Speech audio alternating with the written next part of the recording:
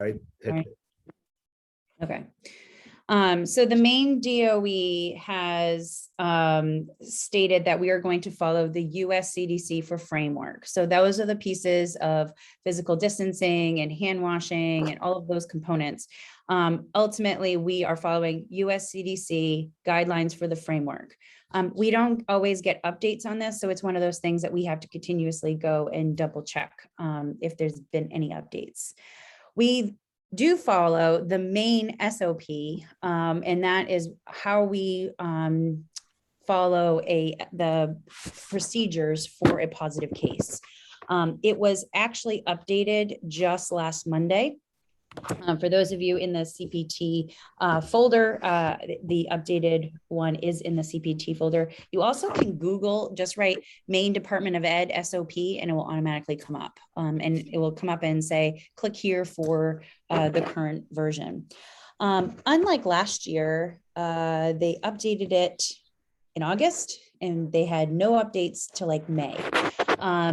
We started the year with a certain SOP, and it changed on Monday. So part of that is on Monday when we met with the commissioner, they stated that they already have that was September 9th, no, 13th, the 13th. They had already over 800 cases of COVID-19 in Maine schools.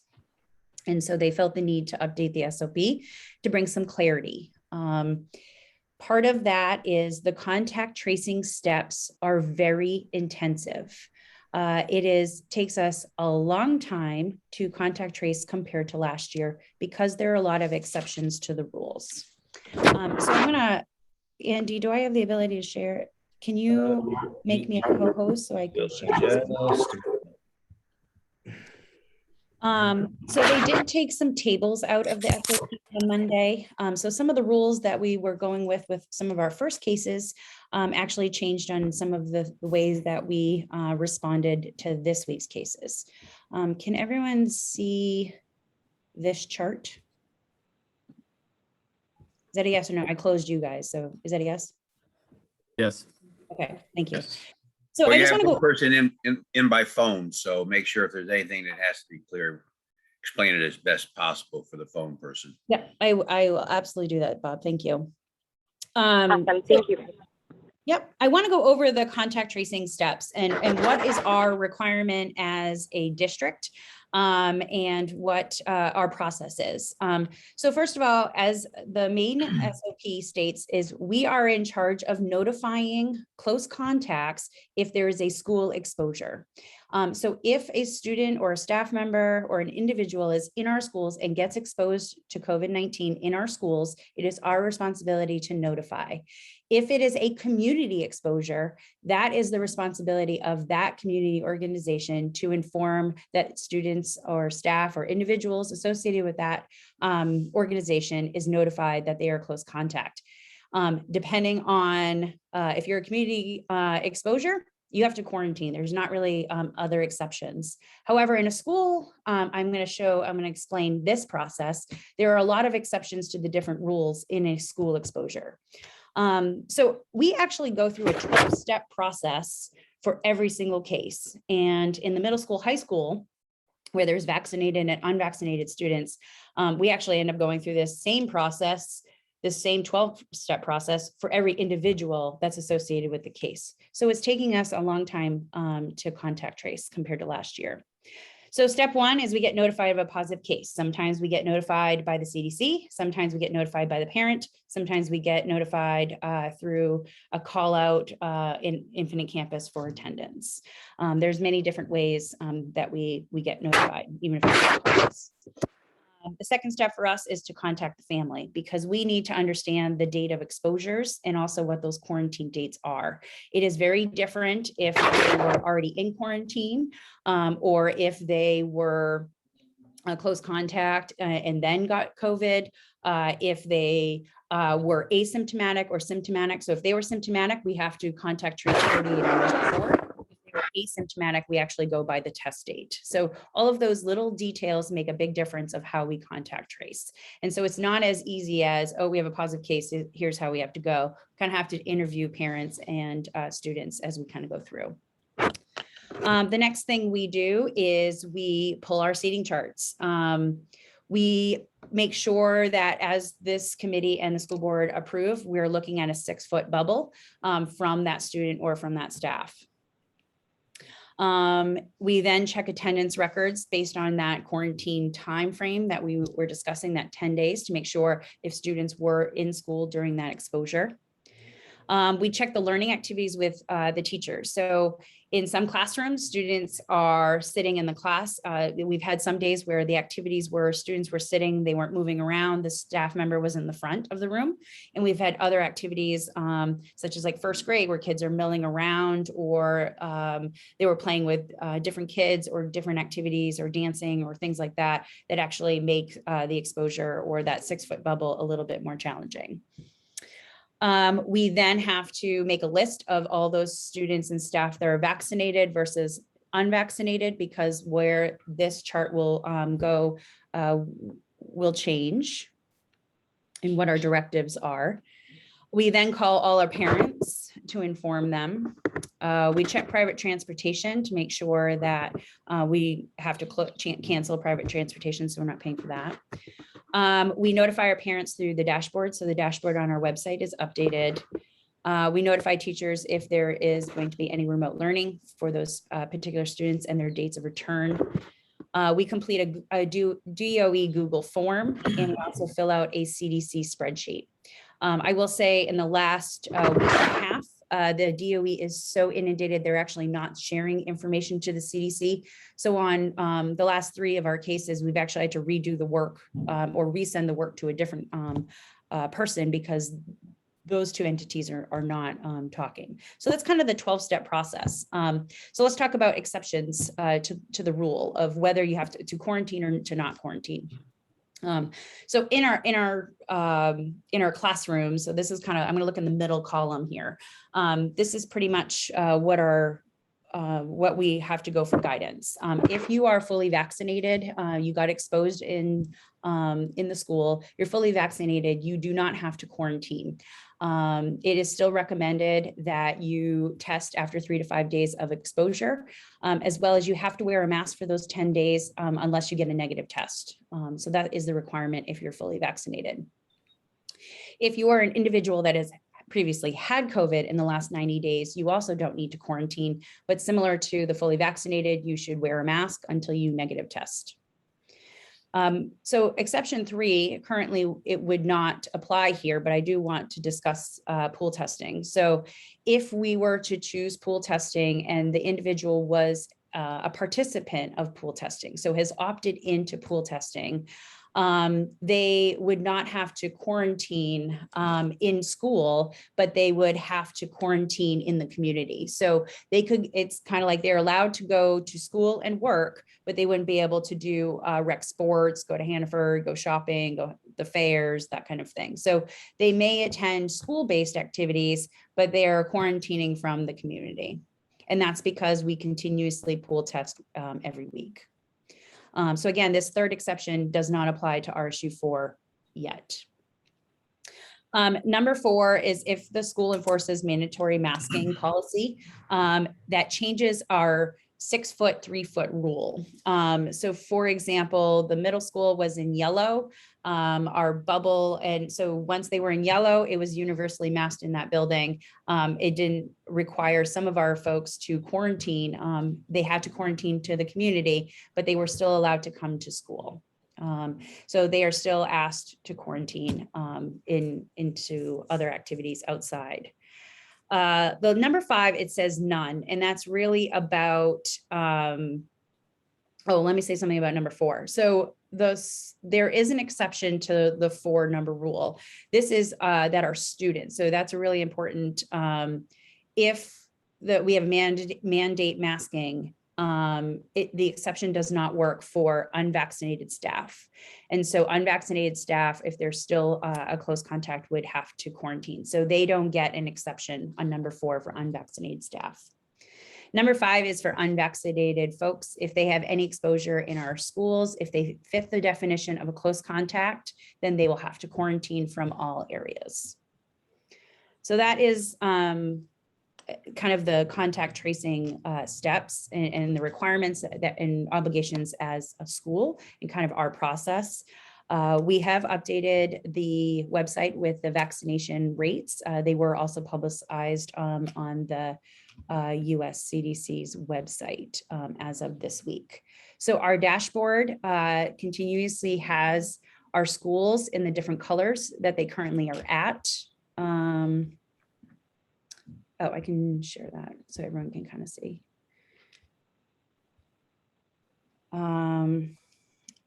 So we can see, I don't know why it's split, MJ, but it's probably how small I have my screen. But Libby Tozier, Sabatis Primary are both yellow, Carrie Ricker and the high school currently green, and Oak Hill Middle School is currently red until Friday.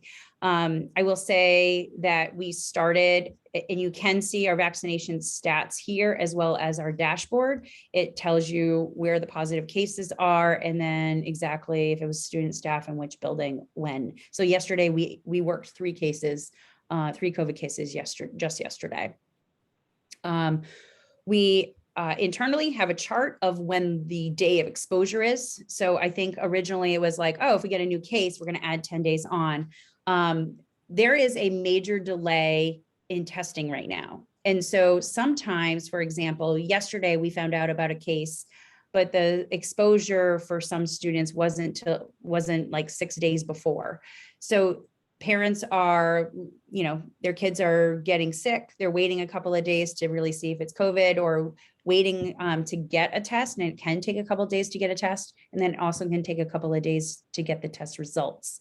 So there's certainly some delay in testing. So what we have done is started to chart when the last day of exposure is and counting that as the 10 days, and the number of days or cases that are live in that day will determine where we are in terms of green, yellow, red. I know that there's been some confusion regarding red. I think we've been saying from the beginning, we certainly do not want to have a whole school go out if we don't need to. There is some differences this year than we had last year. We would have 1 or 2 cases and it would be just in the school. We're starting to see that they're in the same classroom, or they're in the same cohort of kids that are, are staying together all day long. And so that's very different, where the middle school is a great example. They're in the red, but we could isolate that section of kids and not have to have the rest of the students quarantine. So we're trying to minimize how many students have to be out on remote learning as much as possible. So I would say, for clarity, in terms of our mitigation plan of where we're at, we probably would do, instead of saying 3+, we make that 4 or more.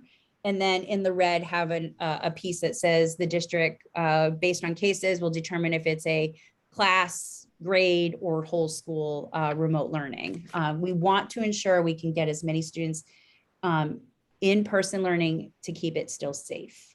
So that's kind of where we're at. We currently have 14 cases, 12 of which were students and 2 staff members. So that's kind of where we're at. Heather has a question. Yep. Yeah. So I guess my original question was going to ask for clarification on that red piece, which you just did.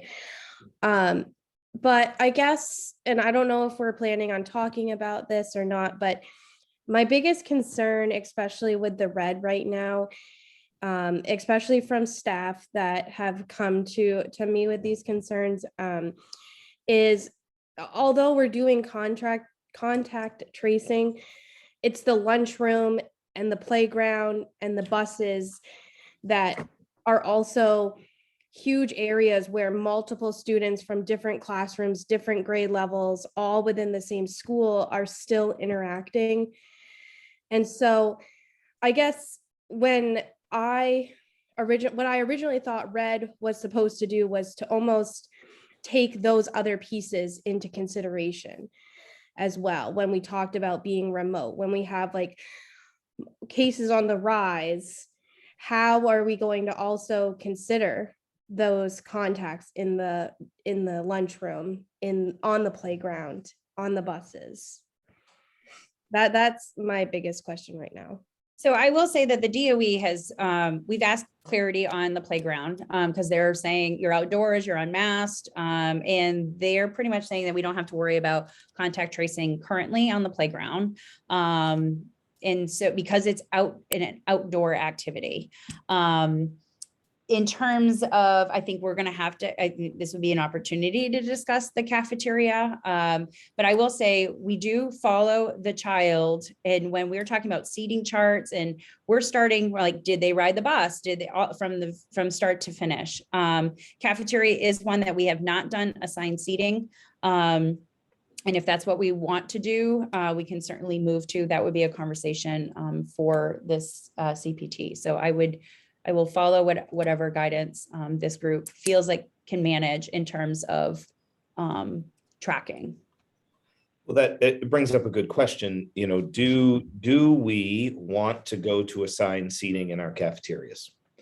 I think, and I open it up on the floor because we didn't this year, but you know, Heather brings up a good point that without assigned seating, it makes that the contact tracing in the cafeteria very difficult. And the interesting thing, Heather, and I hear you with the playground, is because if it's a community-based activity, it's different.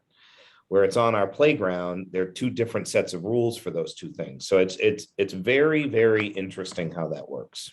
Well, and I just know last year there was a lot more diligence and expectations of the students to have more space on the playground than what there is this year currently. And I feel like if we're not going to address like the cafeteria, for example, then it almost counteracts everything else that we're doing in a sense when we're letting them intermingle and we're not looking into that as well. So I will say last year we just stuck with the class. We didn't do a lot of contact tracing even in the classroom or some of those. The cafeteria playground is, I think, impossible unless we had nice little tracers all the time. You know, you have a game of tag or something, it could go haywire, but it's just not something we can manage. And now it would have to be assigned seats. You know, I know some other districts are actually taking pictures of the kids and where they're sitting. It's just with our process being already 12 steps, that would be really time consuming. Well, in last year with lunch, I mean, we had less students in the lunchrooms, and we had, like, I'm not sure about all of the schools, but I know from the school that I work in, we had 2 students per table, and now we're up to 4 or 5 per table. We had all of our tables facing a certain direction last year, and that's not necessarily the case this year. So there's just those pieces as well that I'm kind of thinking about. Sure. So let's talk about the cafeteria. You know, do we want to go back to assigned seating in the cafeteria? You know, look, cases are on the rise. There's no question. And, you know, if this is one more way we can mitigate things, it may be important that we do that. So I open it up to all of you. Jamie? We actually had the same conversation at both of my team leader meetings yesterday. And I'm not sure, I'm thinking about exact assigned seating and if a kid's out and then somebody else is sitting all alone that day or whatever. But we talked about putting them in with their own classroom, their own homeroom. And I know that doesn't work the same for middle and high school, but it would work for pre-KK and 3-4 because they have been allowed to sit wherever they choose in the cafeteria last year as well as this year. So we talked about just having them kind of potted like we've talked about in their homeroom. That's a little bit easier for them as they come in and go to sit down. You don't have to line them up a specific way and all of that. We also have talked about spreading the tables out more, like Heather just mentioned, with the tables combined. They're actually face to face without having masks on. They're not right in each other's face, but it's not that much distance. The biggest problem I have with that is that we're at full capacity now. So like at Carrie Ricker, I can't have 6 lunches a day and still run classes. I don't have enough staff for duties for all of those things. So we would most likely have to move into the gym for part of lunch for some of our students. So we'd have to really kind of think about how to do it with 100 kids in lunch instead of 50. But that's one thing that we did speak about. So that's kind of, we are feeling there needs to be changes at lunchtime for sure. Yep, Ben? I was just going to say one clarifying thing. So one mitigation thing we did do at lunch this year, and it started at SPS actually, was that any student that was in the yellow for symptoms are sitting separate. So if you're symptomatic because you're required to wear a mask because your symptoms and you're eating lunch unmasked, we kind of, so kind of if you have like a peanut safe table, you kind of have a COVID safe potted area. So we have, for students that are exhibiting symptoms, are sitting there. We tried it in one building just to see how we manage it. It's managed through the nurse and the lunch folks. So that is something we have mitigated versus just like making everyone mandatory seating for students who are exhibiting symptoms. Ben? So at the middle school, when we went red, we put the tables in the gym as well as the cafeteria. We have all the students facing forward again. We added space between the tables. We've done everything but put together a seating chart. Now, with all the students back at the school, last year we had 2 students per table. We don't have the supplies of tables to do that this year. So there are 3 or 4 students per table, but they are facing forward. They are segregated and there is more space between tables. We feel currently like that is adequate. We would prefer to have fewer kids sitting per table. And I don't know if you're following the internet or not, but you can see all the moves we make at the middle school by following Facebook. But we have clearly put together a mitigation effort for lunches in the middle school. We're not sure that they're enough, but I guess I would have a hard time putting a seating chart together because we're going to have kids who aren't going to be alone. We're going to have students who want to sit someplace else during the day who aren't going to be able to. Plus, this is the only time that kids really can socialize with their friends. And we have kids now separated in the building pretty far apart.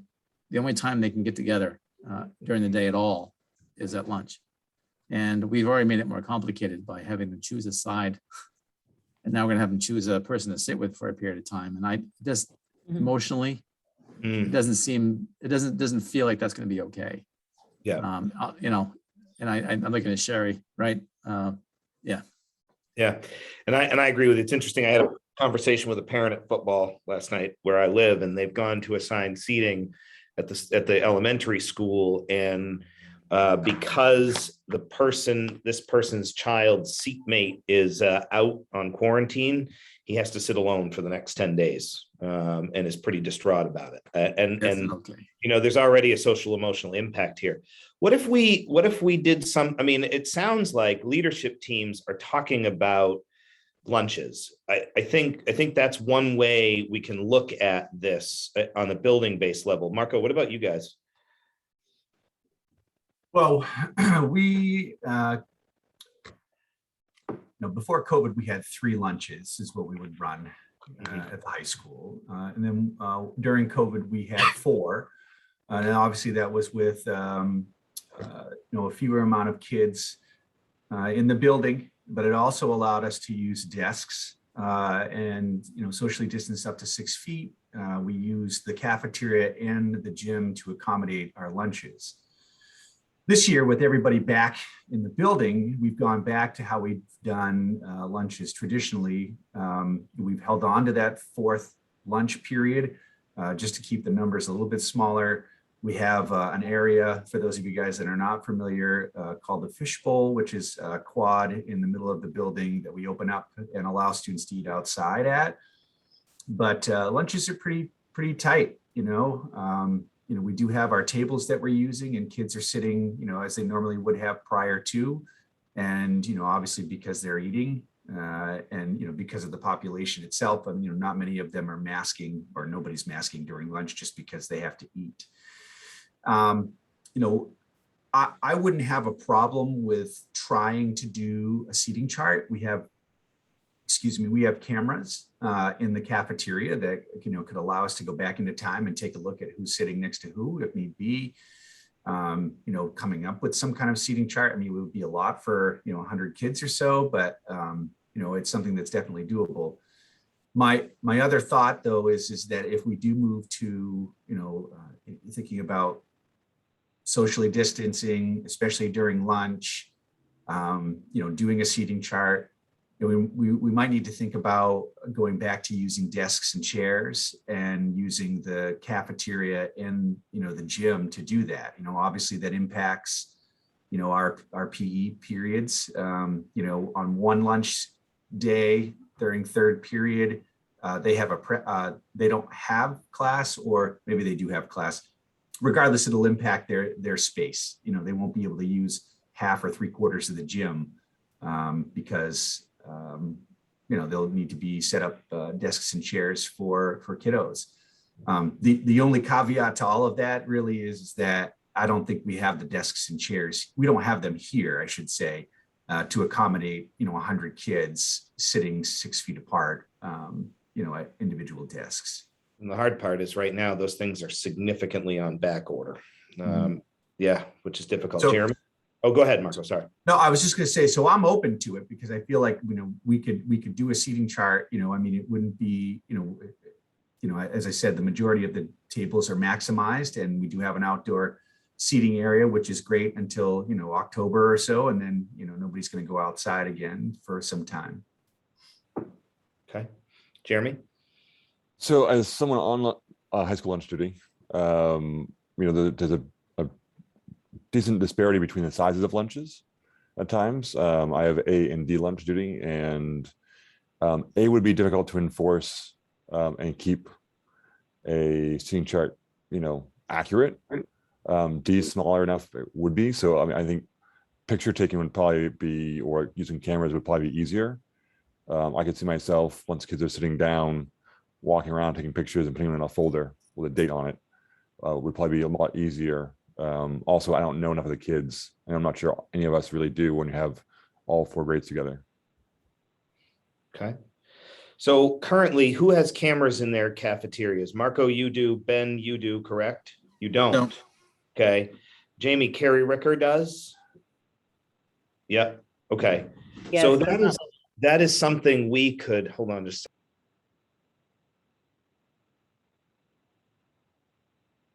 a second. I apologize for that. That is something, Norma Jean and I have talked about this, and actually something we can use some of our federal monies to put a camera and a couple of cameras in each cafeteria, correct, Norma Jean?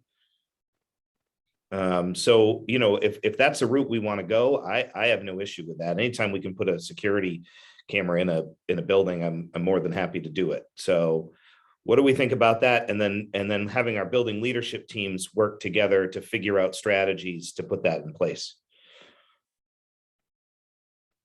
Everybody good with that? Yeah. Yeah, I'm fine with that. I agree with Jeremy. I think that, utilizing cameras and then taking pictures of tables and putting them in a folder, would make sense, Heather, how do you feel about that?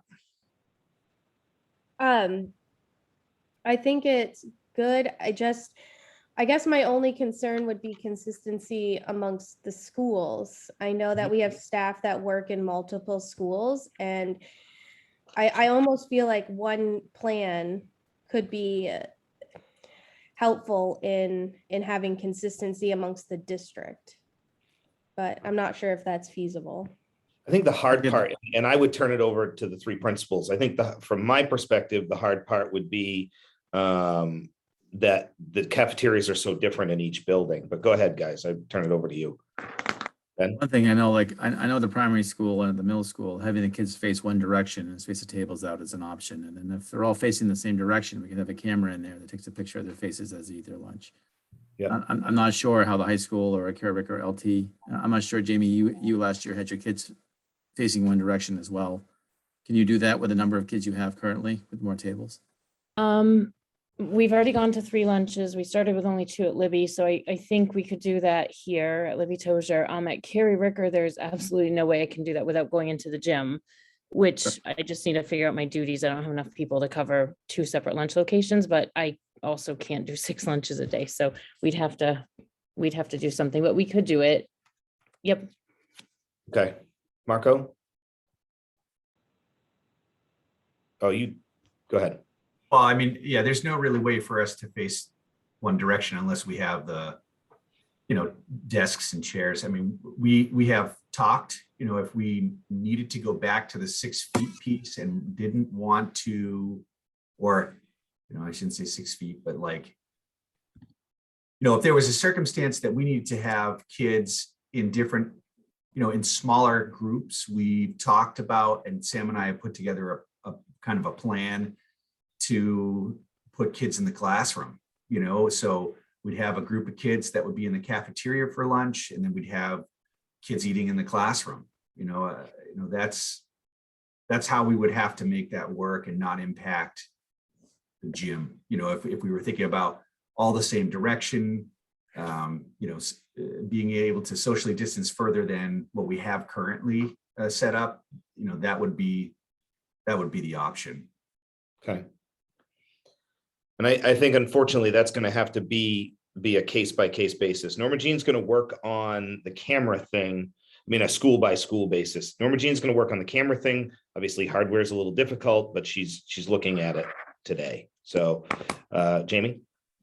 Just one more thing, Marco just reminded me, I do not have the tables right now for Carrie Ricker. So I don't know what we have in storage, but we could piece something together for the gym. But I would need more tables to spread them out more. Okay. I think you can work with Glenn to do that for sure. Bob? Yeah, so I guess my experience, although it was a long time ago, was that usually the same kids sit together at lunch. They all had their little cliques. They all had their friends. This was their opportunity to chat with them during the day. So I don't know. I would suspect that on the majority of the days, you're going to have the same grouping of students at the same table talking with the same friends. And that may, while it's not assigned seating, you might find that most of the time they are self-assigning seats. They'll sit at the same table with the same people, probably in the same chair or location, just because we are that type of being. But it's not always going to be true, but I think it might make the job a little easier to try and identify. This is an opportunity where they do get together, they do talk, short of putting up some really good ventilation in these areas so that there's less chance that even though they're talking, that the virus may suspend in the air around them and be taken in much more quickly, and almost make it an outside environment, but inside. Then I guess, a camera that can just take a sweep of the area and record it while they're at lunch, it's the best we can do. It will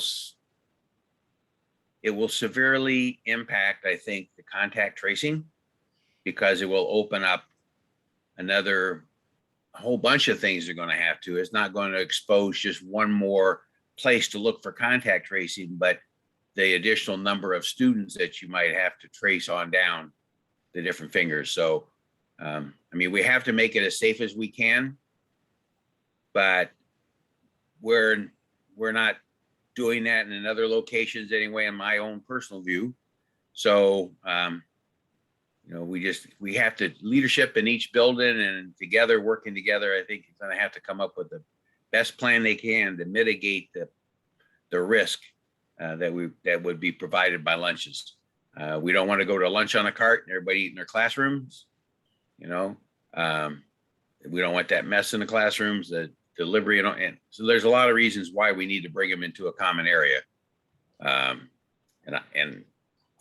Short of making it just a pick and go someplace, it's going to be a tough nut to go and crack for sure. All right. Well, I like the camera idea, so we'll work on that, and then we'll push it out to each building. I think it makes good sense. Norma Jean, you can work on that. Okay. All right. Awesome. Thank you, Heather. Good point. I appreciate you bringing that up for sure. Kathy, do you want to run down the CDC versus main SOP real quickly? No, I started with that. So sorry, I combined that with the last one. Yeah, and we talked about quarantine. So testing, pool and Binax testing. So I can give you some update on Binax testing. So we still have not received our shipment of Binax tests. I actually looked back. I've emailed twice with no response. I ordered Binax testing on August 18th. Once we got the CLIA waiver, I ordered 200 boxes. We still haven't seen them yet. Lisbon was nice enough to lend us a box last week. So we do owe them a box at this point. And I appreciated that, Rick doing that for us. But I don't know, Kathy or building administrators, do you want to talk about how much testing we're currently doing with Binax tests? So the Lisbon box went to Carrie Ricker. We had some leftover from another summer camp. One of our nurses worked at a summer camp. So we did end up with some at the middle school and at SPS. Originally, when we first started with our first few cases, we were testing our staff that were close contacts in that 3 to 5 day window as recommended. But we are not a testing site. So there was a couple of days that parents were showing up during drop off with sick kids that were not going to come to school looking to get tested. And it became really challenging. One, because we don't have the test, and two, didn't make an appointment, didn't let us know. And we have some other things that happen at the very beginning. So there are times when, for us, the Binax is when kids are showing symptoms. We get information, we call the parents and ask if they want to do that or if they're deemed a close contact. But until we get all the Binax tests available in our shipment, it's not like we can become a testing center for all our students and staff in RSU 4. So the intent is, if you are deemed a close contact, if we have it, then we can probably, and if it's in that time frame, then we can test you. But it's really about those kids that are coming down and they're showing symptoms. Can we, instead of test them, instead of sending them back to class for the rest of the day, can we test them to make sure that they're safe? We can only test one student at a time. So there are times where the nurse's office can get quite busy. So, there has to be some patience, and sometimes the test, it is kind of like a sit and wait. You have to wait 15 more minutes to get results. So and through the guidelines from the US CDC, the student is showing symptoms and is getting tested to that point, needs to stay in isolation, so we can't have other students around. So it does take a little bit of time. And so we're doing our best we can, but we are limited in our number of testing kits that we currently have. Marco, how much testing have we done at the high school? Not many. I want to say 3 or 4 at the most. I do appreciate having the tests, though, because it helps to inform us quickly so that we can, take necessary actions. Okay. And we do have to fill out a whole Yeah. form. And when the results come in, we actually submit that to the CDC. So it is another layer that the nurse has to take on. Ben, how about your 2 buildings? Testing, I would need more help, I think. Yeah. Well, no, I mean, no way. It is, the middle school was quite a bit because we were doing the contact tracing for some of our staff. At Sabatis Primary, we have done 5 students and 3 staff members.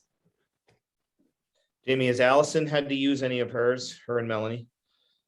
Yes, yep, we've used some for staff members who were in classrooms where there were kids that were quarantined. And we've had a few students tested so far. Okay, I look at this as a good resource for our staff and our community. The problem is just getting our hands on them more than anything else. Well, we're gonna run out if we keep testing we had one moment at the middle school where we tested all the staff because of our first concern. Yeah. It won't take us long to burn through what we have, and we're not quite sure when we're gonna get, the state supplies. Yeah. But, just seeing how the year is starting, if it's starting off slow, we're gonna be running out of even the state supplies. Right. Anybody else? Binax testing, Jeremy? As a question, how many tests are in a box?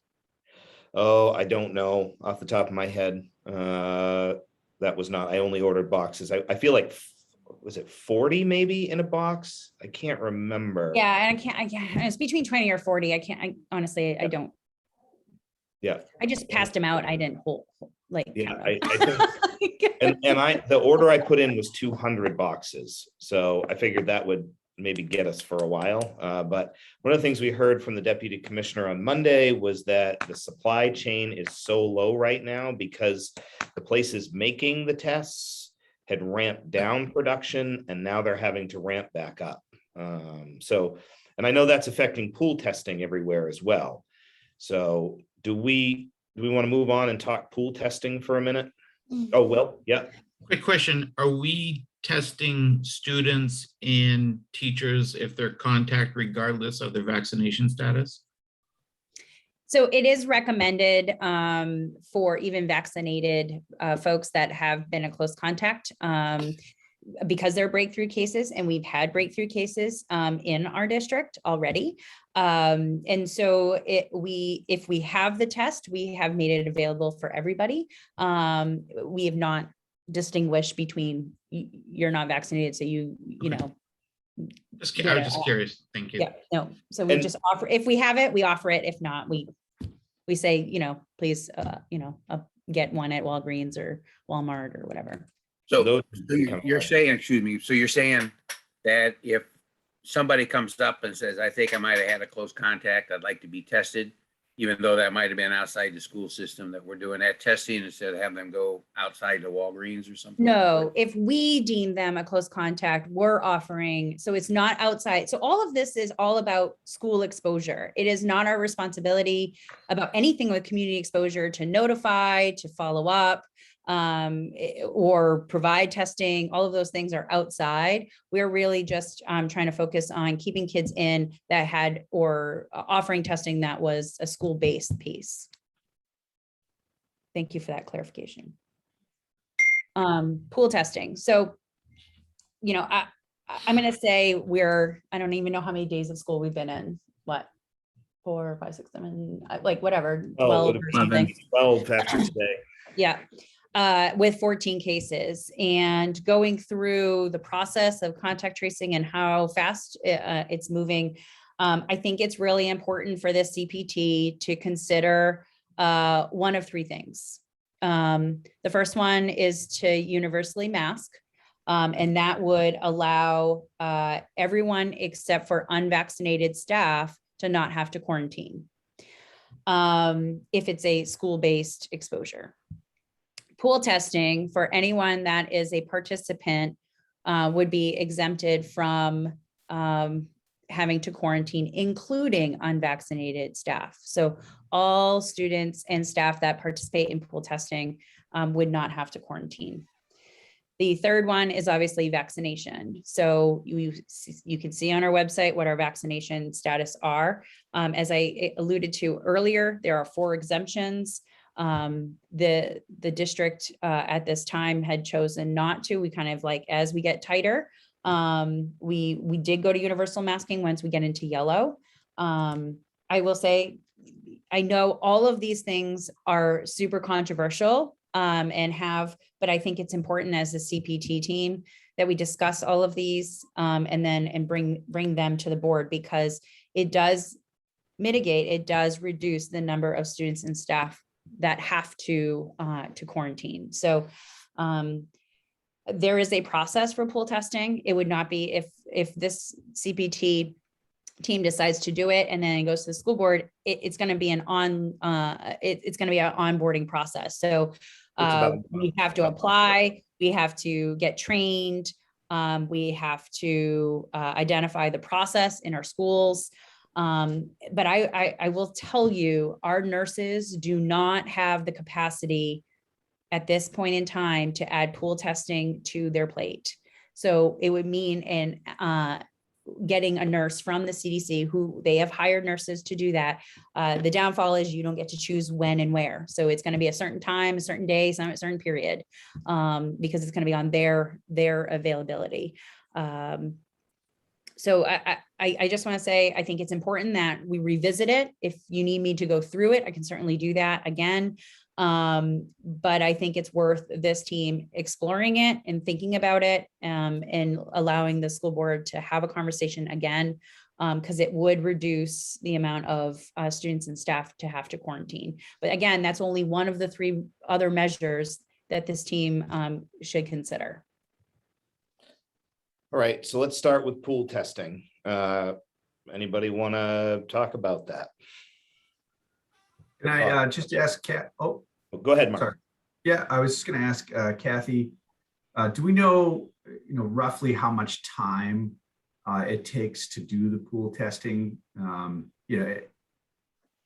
So in terms of so time is an interesting question, because it's time for who? So it takes 3 people to run it in a school. So 3 people per building. In terms of if you're asking a disruption in a class period day, if that's what you're asking, it's about 15 minutes. The older the kids, the quicker it takes. Obviously, it's kind of like it becomes routine. So the first couple of times it might take a little longer, because you're going to talk about routine in the SOP of how do you walk up, how do you swab through your nose, how do you put the Q-tip down into the vial. All of those pieces take a little bit longer the first couple of times, but then it shrinks. I know, talking to my other colleagues around the state, it's about average of 10 to 15 minutes in each classroom. Great, I appreciate that. Will, I see that you're going to jump in here. That's okay.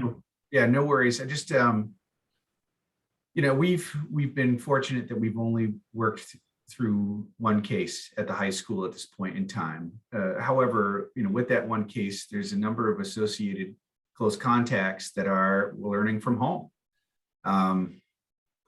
As you said, Kathy, this is controversial. I mean, everything that we're going to talk about today has got, 2 sides to it, if not more.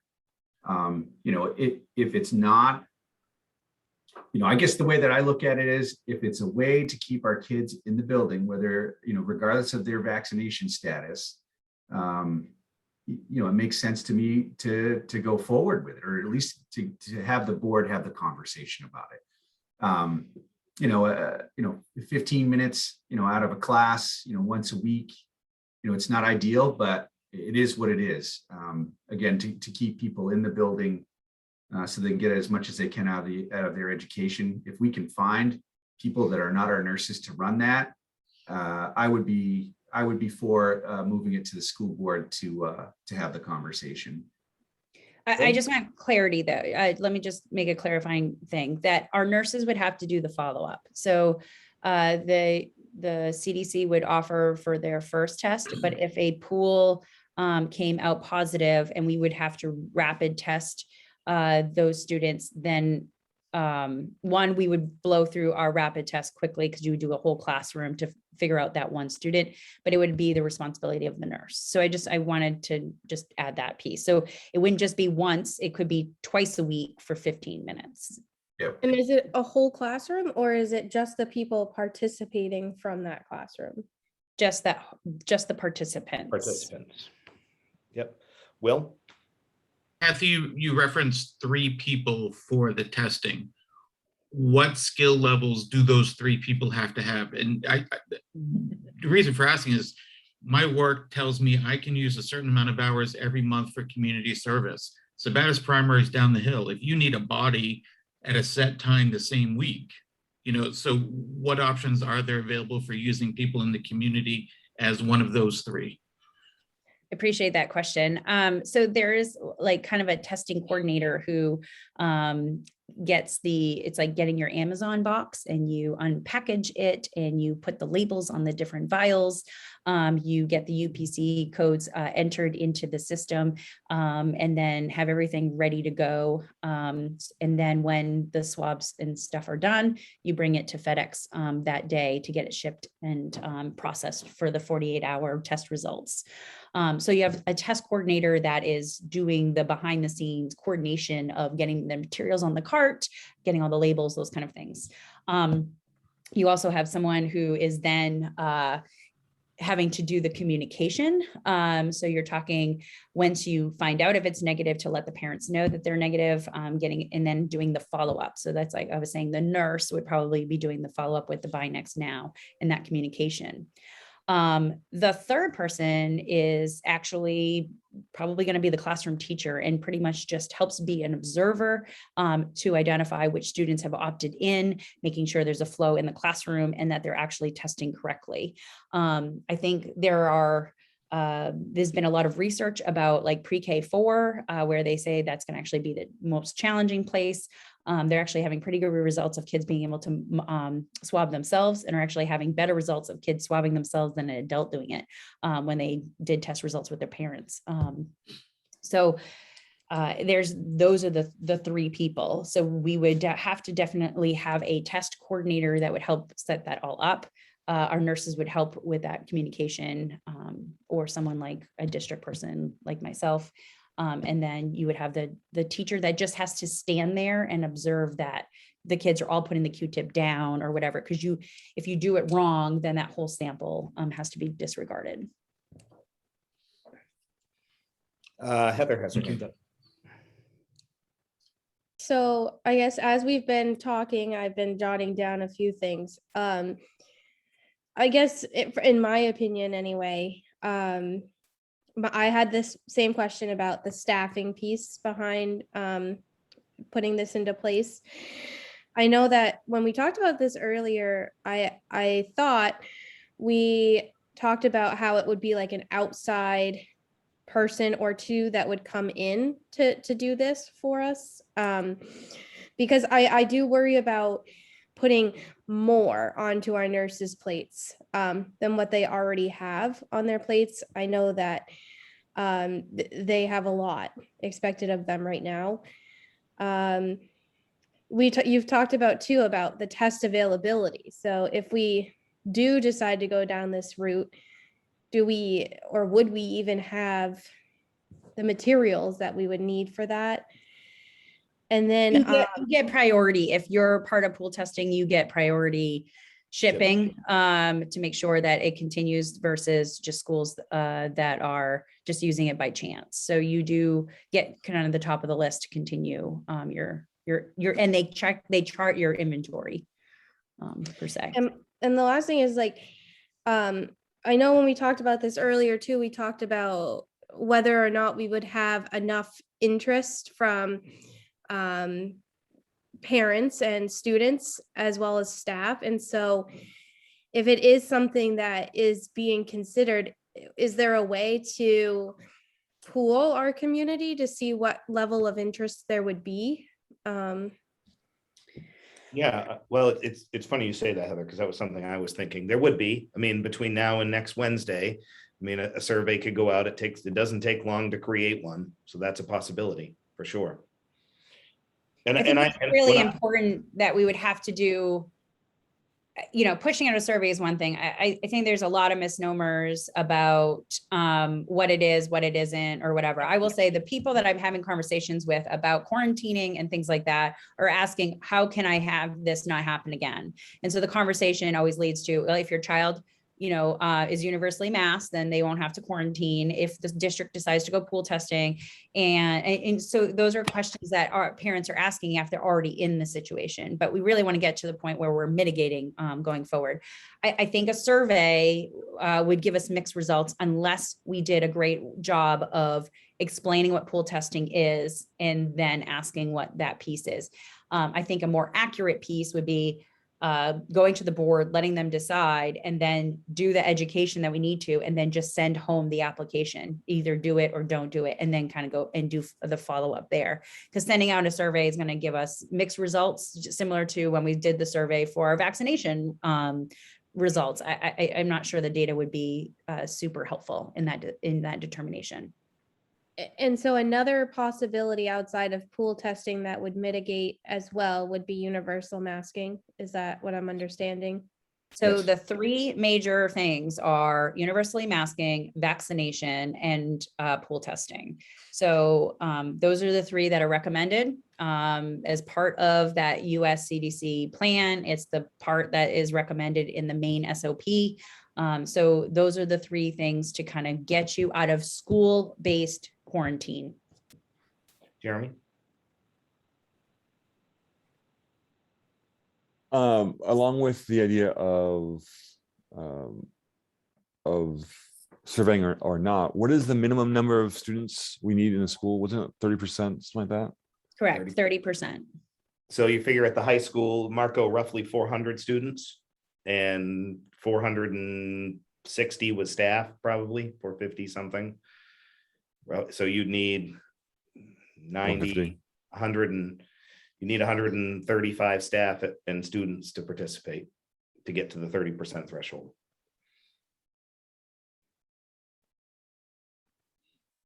Who else? Pool testing. So Bob? if we needed 135, we pool test. So results come back. It's only those that are in the pool that benefit from the pool testing, right? I mean, if you come Right. back with a positive result in that classroom and you had, excuse me, you had 5 kids in the classroom out of 20 that are in the pool, the other 15 are close contacts in quarantine. You'd have to trace them down. So people who do not participate do not reap the benefits of the pool testing, either positive or negatively, just because we have absolutely no information on their status. Then is that correct? Right. Yes. So So- it is, so just looking at the data from, I'm taking this from Monday, September 13th. They had about over 400 schools that have started pool testing since the beginning of the year. They have, of those 800 cases, they've been catching about 4% of the positive that are either asymptomatic students that would have continued to spread COVID in the classrooms. So they've only captured 4% of the cases that were out there through pool testing, or 4% of the cases that have come up have been detected through pool testing. 4% of the pool tests that were conducted were positive cases. Okay, so 4% of all those that were tested turned out to be positive. Correct. Yes. Okay. The other, so you said there's a number of school districts, but there's a very small number of those that are actually in the process because the others are still waiting to get everything going. So we don't know how many there are out there that have been missed because they haven't got their pool testing set up. And I heard on the news, it's kind of a fairly small percentage of those that have opted in that are actually in the process of doing it yet. Yeah, it's a lengthy onboard. So even if we would to get started, it would take a while too, because everyone has to watch the videos. Everyone has to, in your different roles, that we have to wait for the CDC to identify what your date is. So there's just a lot of, and we have to do applications in 2 different areas. There is quite a bit to it as we move Yeah, forward. and I went through the process when I was doing the CLIA waiver. I looked for us to do the Binax test. I started really digging into the onboarding of pool testing, and it would take roughly close to 3 to 4 weeks to get us onboarded for that. And then whenever we get tests materials. Jeremy? Are students able to add or subtract themselves from the list as we go, or is it just sign up on this day and you're done? Yep. So it is a one and done application in terms of we don't have to send like a permission to test every single week. So it's one application or permission to test for the year. Parents can choose to stop and opt out. And if they continue or you have a new student, they can always opt in.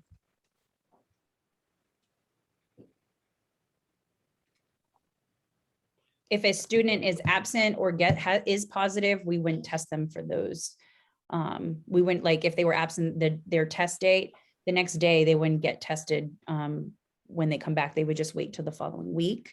And if you are if you were positive, we don't test you for the 90 days because you would test positive It'd still be in your system. Will had his hand up. Oh, you muted. Oh, yeah.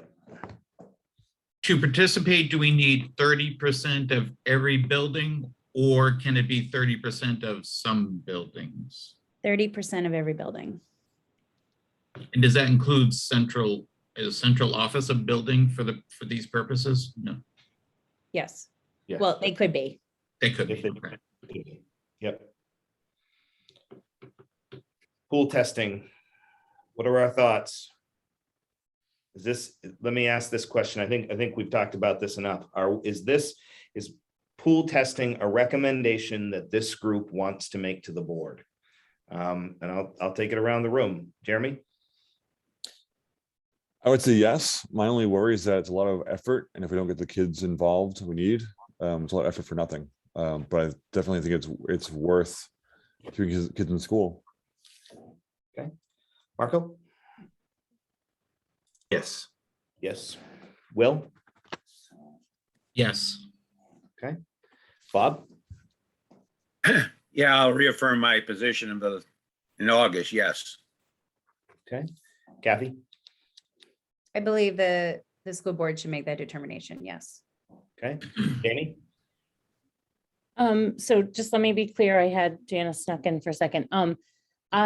If we're voting yes on this, it's not going to have us vote about universal masking, because it sounds like. No, we we're both. coming to that. We're coming to that next. Okay, then I guess I would pass it on to the school board. I have lots of principal things, like if the teachers are missing UAs, because we have no control over when it's scheduled. There's a whole bunch of things I have that I'll refrain for later if we see if this is going to happen or not, but budget implications and things like that. But that would be for another time if it looks more likely to happen. Yeah, I would say yes, pass it on to the school board to discuss and review. Yep. Okay. Nancy? I couldn't hear you. Yes. Yes. Okay. Ben? I'm a yes, but we still have that fallback, being able to test students regardless. So I think pool testing makes a lot of sense. I like the fact that this time around that it's not our staff doing the pool testing, but we need to do testing at schools regardless. So I'm glad we have we have those tests coming that we can still use. But yeah, I think the school board should talk about this. Absolutely.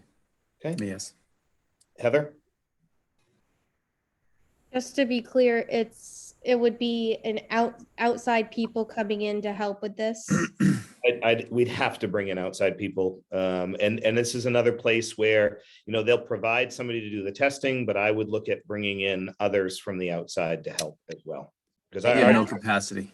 we just As don't. long as we're not putting it on our already stretched, very thin staff, then. Yeah. Yep. yes. Yeah, I don't want to do that. That's just not fair to any of them. So yes. Okay. Sherry? Yes, I think it should be brought before the school board, but I worry about the participation from the parents. Yep. I agree. Norma Jean? Yes. Yeah. Okay. Jim? Yes. Oh, do you know why this thing's going off? Glenn? I think Yes. Glenn. What's that? Did you say yes? Yes, yes, you should go to the school board, yes. Okay. Brandy? I'm saying no. I still stand. I think having the test there to use when needed is fine, but I'm not in support of pool testing. Okay. Thank you. And I'm also a no, only because I worry about capacity, but I do think it's a place where the board should have the discussion regardless. So, all right. So that will come from this group to the board on Wednesday.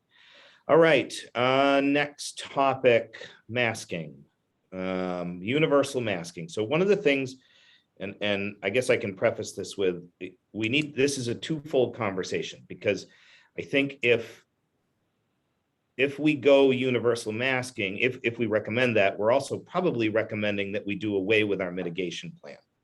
So I think that I think it's twofold to some degree.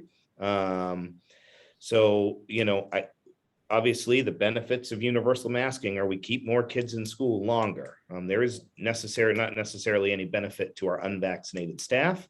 But I think overall there is, for keeping kids in school, I'm always up for that. So I open up the floor to universal masking. Andy, can you just clarify if, well, I guess I have two thoughts. First, can we just define universal masking? I mean, I know everybody's wearing a mask, essentially, but I'm just curious, if there are any exceptions to that, obviously eating, that kind of stuff. I don't know if like PE is a consideration, but I'd just be curious about that. That's one thing. And then the other would be, if we did go to universal masking, can you just explain how the mitigation plan goes away? Well, I'll turn the first part over, and it's just a thought I had. No, I'm just curious. That's all, Andy. So I'll turn it over to Kathy for the first part. So 100% universal masking means that you are wearing a mask the correct way, nose and chin, as they allude to the directions from the CDC. Your exemptions are eating and outdoors. Thank you. In terms of the plan, you would consider yourself 100% in the yellow. So like the green component of the plan would go away, and we would be almost like the yellow, where masks will be required to be worn indoors regardless of vaccination status, and on school transportation. Masks are not required for anyone outdoors. Right. And so my thought process is that was we don't need a green, yellow, necessarily red. And this is just me. The way my mind works, because I think also if there's a lot of confusion. I mean, look, the plan, I like the mitigation plan. I think we did really good work there looking at that. But I also think it creates to some degree a high level of confusion sometimes. And I worry about that as well. So my thought process was, if we're universally masked, we're just all in yellow and we don't have to worry about it. And then we take whether we need to go remote on a case-by-case basis with a grade level or a classroom. So that was just my thought behind it, Marco. That's all. Heather? When you say the exception being outside, unlike last year, students that go out for recess would not have to wear a mask outside still if we were universally masked? Correct. And then if, let's say last year, our PE teachers took kids outside, if they did gym again outside, kids could participate in PE without masks as well? If it's outside, it's not required. Yeah, so even if a classroom teacher took out and had an outside class while they're outside, they wouldn't need to be masked as well. Outside, yeah. And there are exceptions for some to be to wear an alternative to the regular standard mask if required. So there's some that could wear shields of some sort or the see-through mask. So there are, it's not everybody would have to be in the same type of mask. But those would be students who already have a mask plan based on IEPs or 504s or documentation that they've already prior had with the school. And if we were universal masking, as I understand it, there would be no reason except for the loss of staff, basically, to have to go remote, because as long as you close contacts, if they're asymptomatic, they're still in school. It's only those that find out they have COVID, and then any close contacts that have symptoms that would have to either be tested or to go into quarantine. So I think it reduces contact tracing to a great degree because everybody's masked. And the key to contact tracing, if you're unmasked in close proximity for a 15-minute period, you could be considered a close contact. If you're masked, then I don't believe you become considered a close contact. Well, that you actually masked or unmasked, you are still considered a close contact if you were 15 minutes within 6 feet. So that has changed, Bob. Masked or unmasked doesn't really matter if you're within 15 minutes, 15. So if that positive case is wearing a mask, it doesn't really matter. You're still a close contact. You're right, it does reduce for the unvaccinated, reduces, but if they're considered a close contact, it doesn't reduce our testing. If you're considered a close contact, it's still recommended that someone get tested 3 to 5 days in. But the definition is if you are within 6 feet of an infected person, and it says with or without the mask in the definition for at least 15 minutes, cumulative in 24 hours, or had unprotected physical contact with them, you are considered a close contact. So, and And would that's, have to quarantine, right? Ben can talk about this too. I think that's where some of the confusion has come in with the fact that, and Ben, you can talk about it, the difference between being masked in school and being able to participate, say, in rec sports. Do you want to talk about that a little bit, what you've had for an experience with that? But rec, yeah. Well, no, I So- mean, as far as having someone be a close contact in school, but you were universally masked, but then the requirement in the community. Yeah, so it's different. If you're in school, universally masked, there's an opportunity to keep more kids in school. But when it's an outside organization and they aren't masked, then those kids automatically get quarantined. Right. And I think the other piece of that I was looking at too, Ben, was the fact that, and correct me if I'm wrong, but the way I understand it is that if you're a close contact, you're a close contact regardless. The only thing the exemption does is allows that person to come to school because you're universally masked. So for instance, I have, like, on my son's football team, there was someone who was a close contact in school, can still go to school, but can't play rec football. That's the way I understood that. Am I wrong with that? Nope, same. So we've had some issues at the middle school here with close contacts and parents having issues with not being able to do like rec soccer, or just not be able to participate outside in the community. Yeah, so let's go back to the chart that we started this meeting with. So we're talking about number 4, right? Mandatory masking. If it was a rec or a dance class or a daycare of some sort, it doesn't matter if it's an outside exposure, students would have to quarantine. But if it's in a classroom or school, they can go to school, but they are quarantining from the community or things that are outside of the school hours. Can I So just that's tell you what how we're talking hard that about is? this exception to the rule. We're looking at number 4 in this conversation. I'm sorry, Ben, what? That is unbelievably difficult to explain to parents.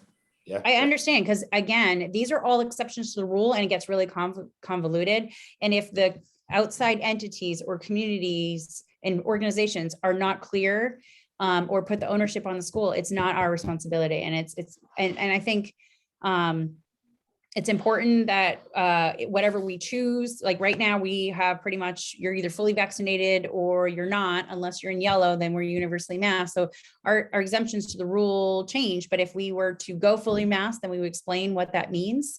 But we do have parents who are truly upset with us about the community quarantine, but I think explaining this chart would be helpful. And So that's in this chart, if the exposure is not in a classroom, but any place else in the school, the bus, lunch area, or other school areas, which I guess maybe that's the hallways, they're walking between classes at the high school, would require quarantine, whether we're universal masking or not. Yep.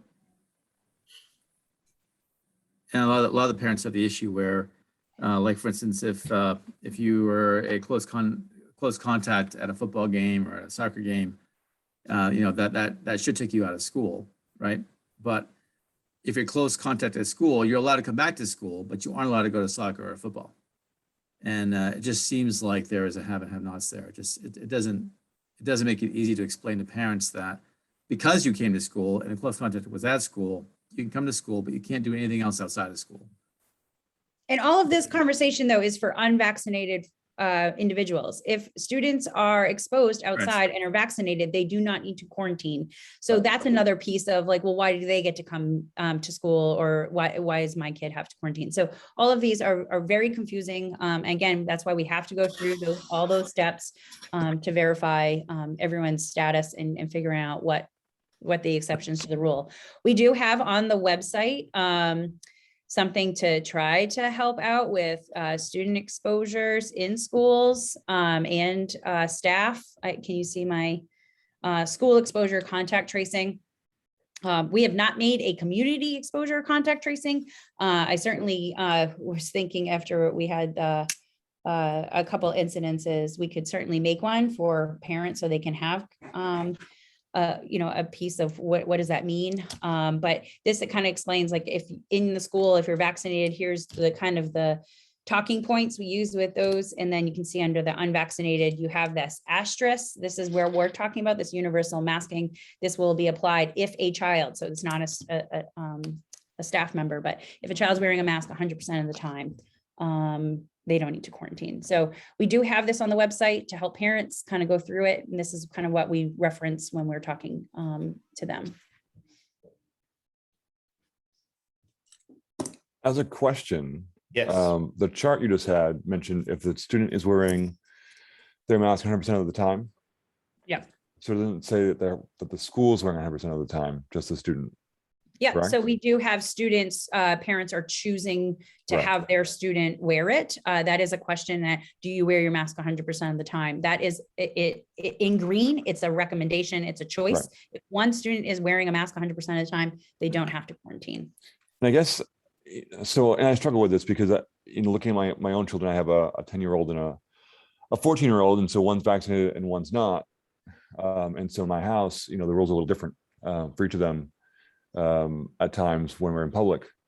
And I guess I worry in part that if we treat everyone the same, unvaccinated and vaccinated, we're actually not incentivizing people to get vaccinated anymore. We're Right. actually almost incentivizing people and saying, great job for doing it early. We don't care.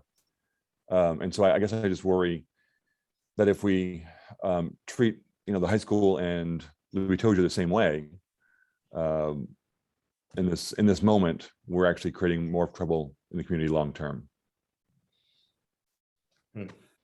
So the fifth grade parents have had a hard time understanding all of this because they don't have the option of getting their child vaccinated. Right. And there's, Well, and Jeremy, that- go ahead, Ben. Sorry. oh, go ahead. I will tell you, I live with that in my house. I have an 8-year-old and then 12, 13, and 15. And we have that same issue. My 8-year-old is begging to get vaccinated because he's petrified he's not going to be able to play football. I mean, it's just, And my daughter's great with it. She gets it. I just know, and my son, goes to Lewiston, he has to wear a mask currently. And his comment basically is, he had shots, but did it because he knows he should, based on, what he hears mom and dad doing and other things around. And, but his attitude was, so why do it? And I guess just in our community, if that occurs, I worry that we're not going to get others to do so as well. And so I guess I just, anyone can wear one if they want to. I personally would like to see anyone who's unvaccinated have to wear one, because the chart we've shown treats people who are vaccinated differently than people who are unvaccinated. And I think it does make sense to do it that way based on our own policies and the guidance from the CDC. okay. Heather, then Marco. So I guess one thing, and this might be a smaller piece that might not need to be discussed right now, but looking at the number of staff that are vaccinated versus unvaccinated in each of our schools, and knowing that our chart does say that students that wear masks all day do not have to quarantine per se, if that's, how it's deemed.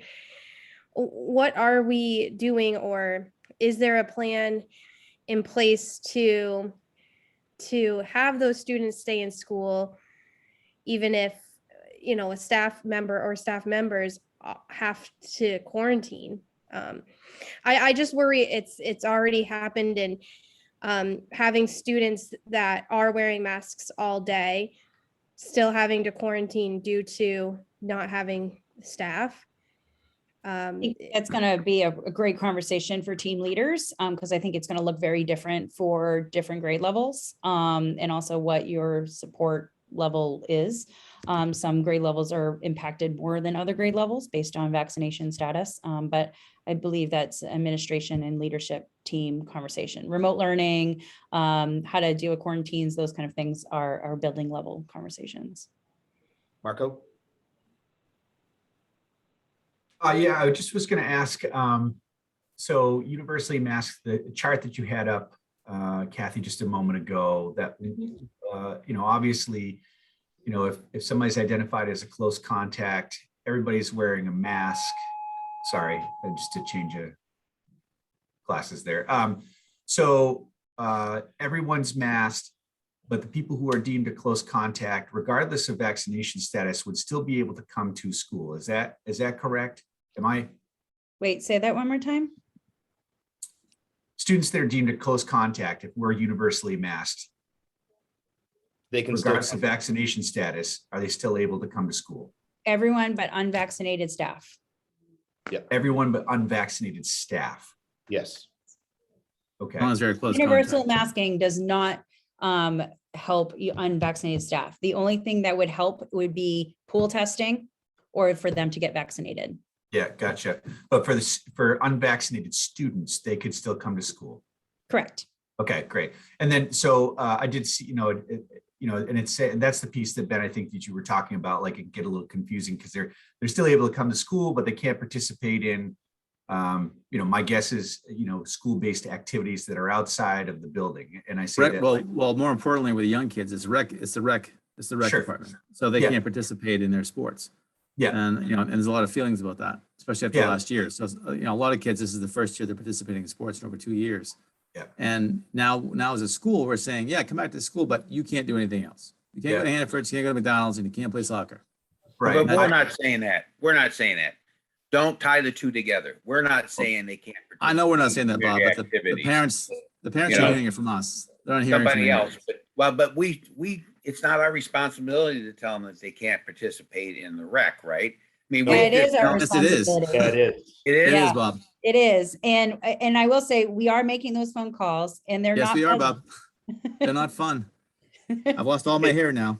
And I think, it's the hard part, right? Because we have to make those phone calls. If they're deemed a close contact inside with us, we have to deliver that news, which stinks. I mean, honestly, I will tell you, our nurses get beat up pretty good.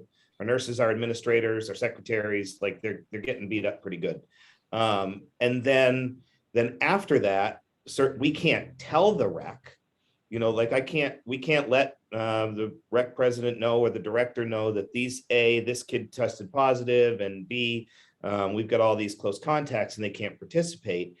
And we don't have following up on that. I mean, I got to tell you, I hear all the time at football and field hockey that, grumbling around, not here, but where I live, that, wow, my kid was close contact, but they're still coming.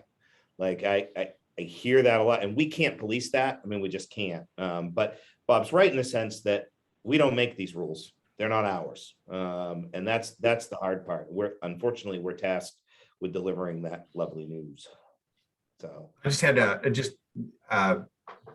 I just had a question because you talked about rec stuff, right? So I guess I'm curious about Jeremy's got soccer players, so are they allowed to participate in school-based activities like drama or soccer or football? I'm just looking for clarification. That's all. School only, not rec. right, school only, not rec. So yeah. So there are schools that are choosing to just do school day, and there are ones that are choosing to do school-based activities. So again, let's look at that.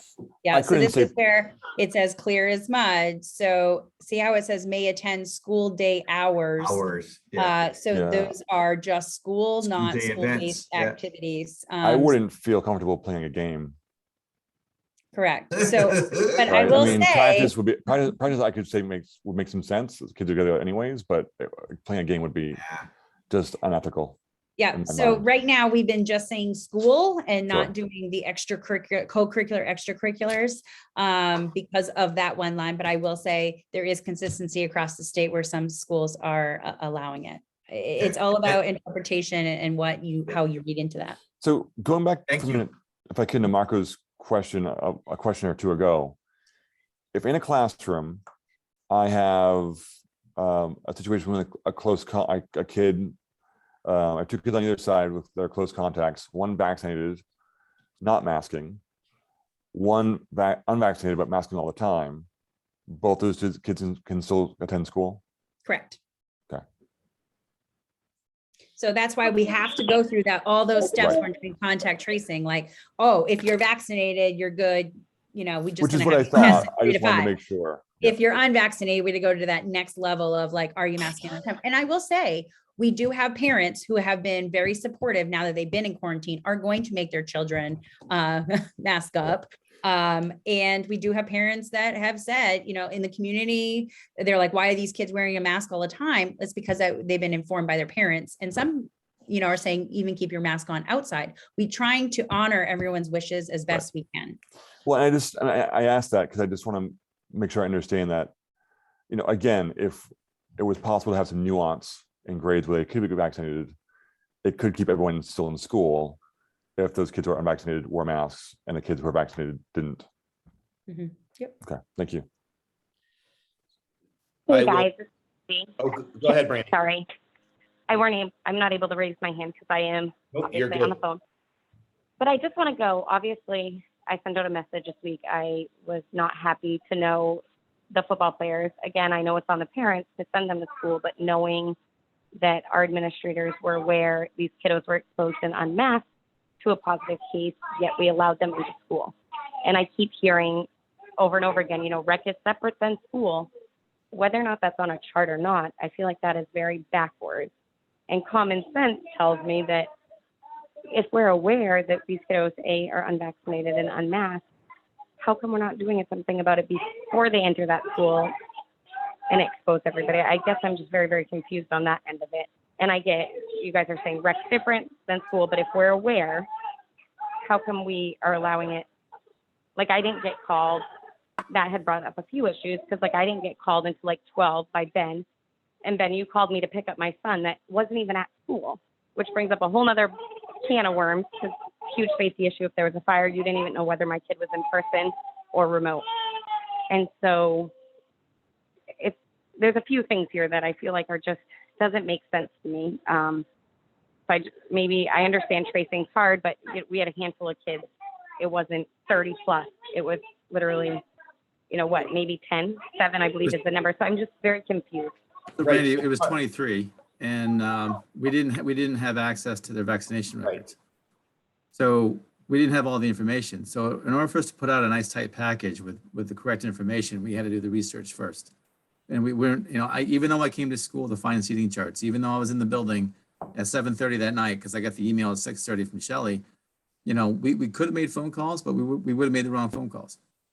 Well, and we were told by the rec department that they were doing the notification of close contact, which is all that parents needed. And at that point, if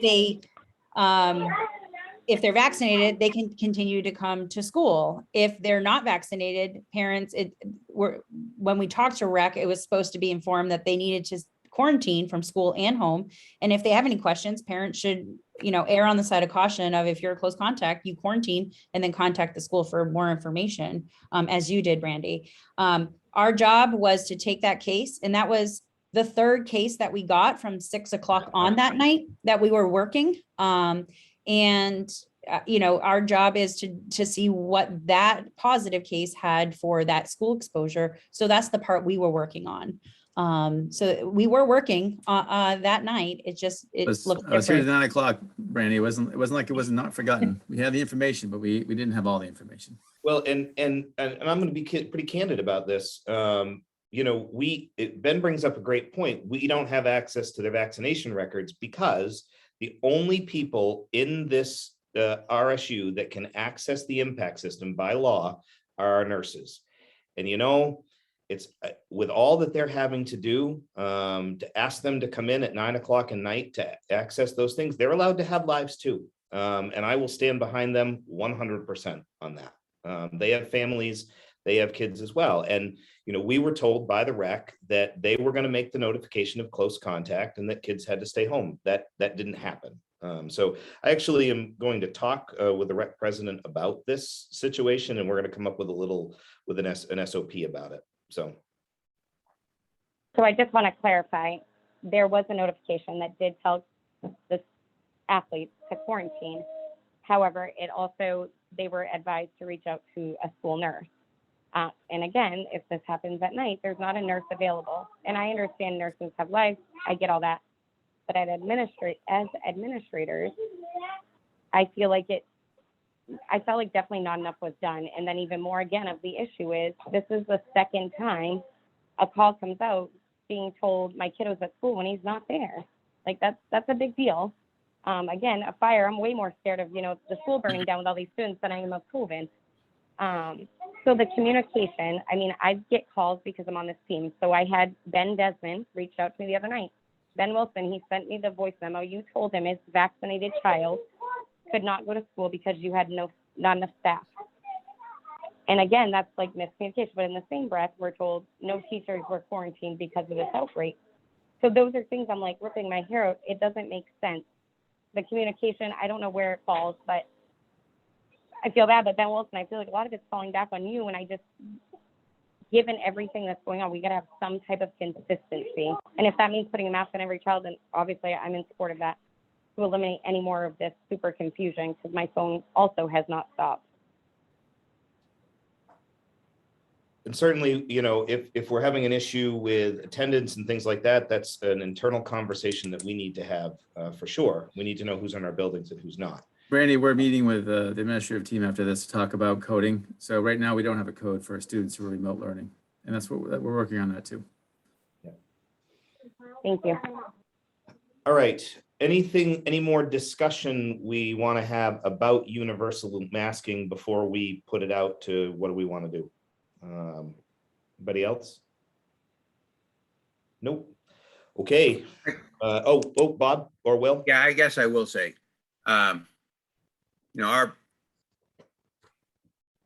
what we're trying to hear, this group could come up with a recommendation to go to the school board that this group believes would provide the safest educational environment that we can provide based upon the information that we gather in and we look at. So I sit on here, I do not, while I'm on the school board, I don't sit here and speak on behalf of the school board. That only happens in the school board's actual board meetings and when they all express their will. So this is my personal opinions that I represent, and some of it is tinged with the feelings that I've gotten from prior discussions by the board, so that I don't disregard what I believe a large number of the board members believe in. But I will say that I think we have an obligation to make a recommendation that will provide what we believe as a group here, the safest environment to provide the education that our students deserve. So Wednesday night at probably about 8 o'clock, 7:30, 8 o'clock, my wife, who had surgery the week before, began running a high temperature. Called the surgical office. They told her to go to emergency room. She had the procedure at Maine Med, so that's where she wanted to go. We got down there at 10:30. By 9:45, she had been checked in the ER. She was in the ER facilities until about 2 o'clock yesterday afternoon before they could find a room for her because of lack of space, much of which is driven by COVID patients that they have to come in. I was not able to see her at all during that time because of no visitors in the ER room because of COVID again. While some people think COVID might be an illusion, I don't think that a lot of people, unfortunately, will change their mind until they're bitten by it personally. And then, as we've seen, a number of high-profile anti-believers have all suffered, and some have paid the ultimate sacrifice for their disbelief. I don't want that to happen to any child or staff member in our school system. I have buried a 7-year-old son.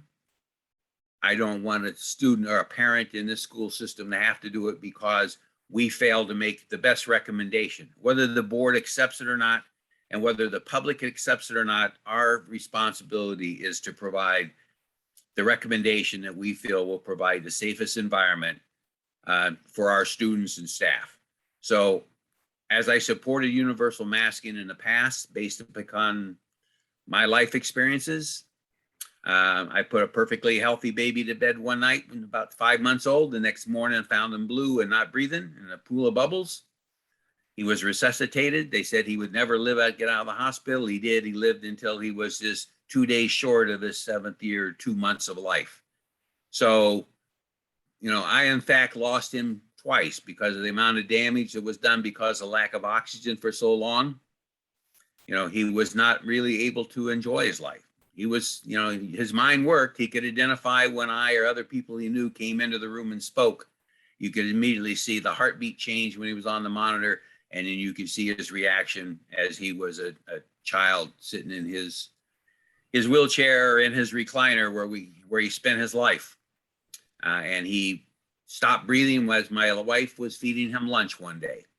And that's when he passed away at a little over 7 years. So I have personal reasons why I do not want to carry any guilt that I didn't do what I myself, the most that I can do to protect those that are in my charge. And by agreeing to be on the school board, I take that responsibility on. That's part of the responsibility of being on the school board. As all of you that are staff members take that responsibility when you get into education. Protect your students and give them a good education. And that's for parents too. And I know not a lot of parents are going to agree with me.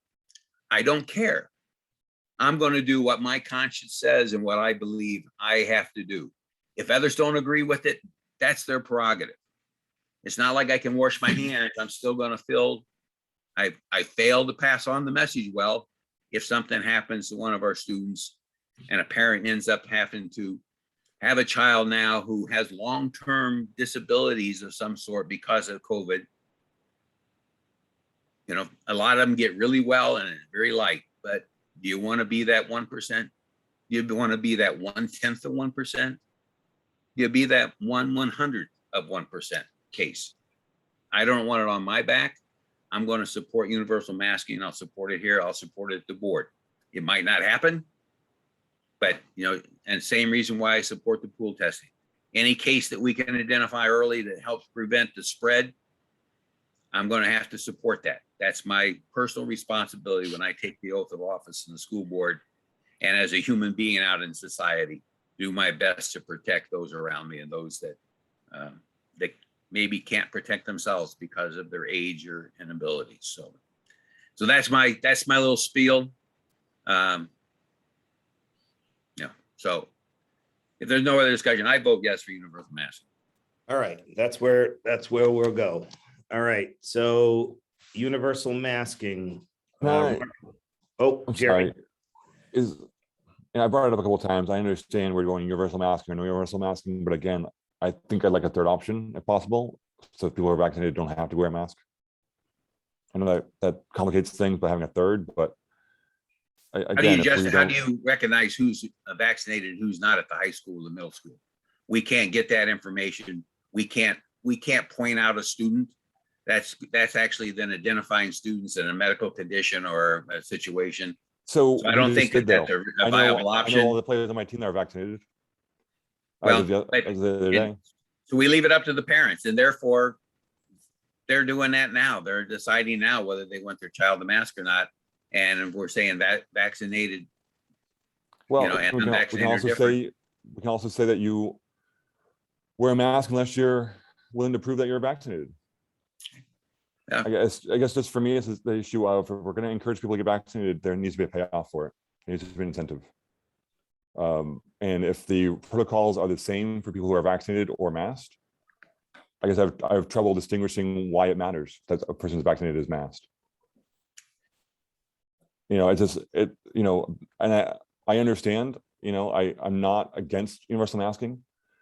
I guess it's just not my preference because again and again, all the things that we've seen with Kathy's put on the screen, the logic of those things treats them all the same.